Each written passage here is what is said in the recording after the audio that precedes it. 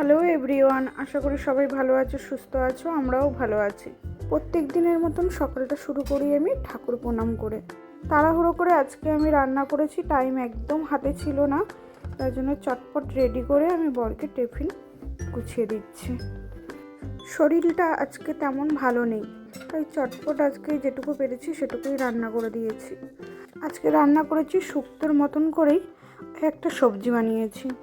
শুক্তো আলাদা আলাদা করে সব সবজিগুলো ভাজে, আমি একসাথে ভেজে একটা সবজি বানিয়ে ফেলি। আর বানিয়েছি মাছের ঝাল।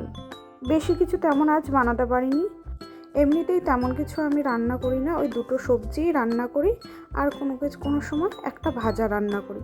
গরমের দিনে পুদিনা পাতার জলটা আমার বর খায়, তাই ওটাই রেডি করে বোতলে ভরে দিচ্ছি অফিসে খাবে বলে। সাথে একটু নুন, চিনি, লেবু অ্যাড করে দিই, ওটাই গুলিয়ে দিয়ে অফিসে খেয়ে নেয়। যখন পুদিনা পাতা আনে তখন আমি একসঙ্গে পুদিনা পাতা পেস্ট করে ফ্রিজে রেখে দিই।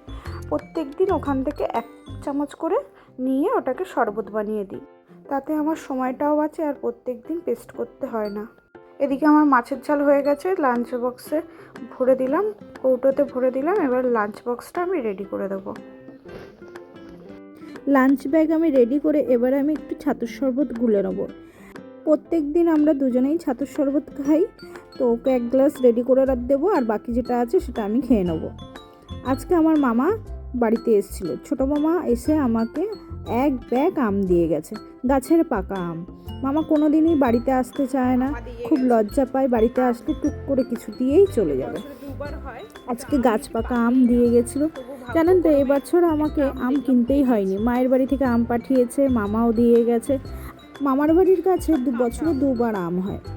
মামা কিছু পাকা আম আর কাঁচা আম মিশিয়ে দিয়ে গেছে।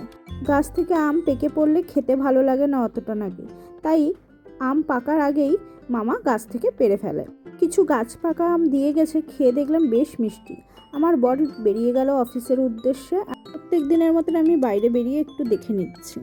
আর গাছে দেখুন কত ফুল ফুটেছে, প্রত্যেক দিনের মতন নাকচাপার টাইম ফুল। চলুন তাহলে ভিডিওটা এখানেই শেষ করছি। ভালো লাগলে একটা লাইক কমেন্ট করে দেবেন। ভালো থাকবেন, সুস্থ থাকবেন, দেখা হবে নতুন একটা ভিডিওতে। ততক্ষণের জন্য বাই বাই।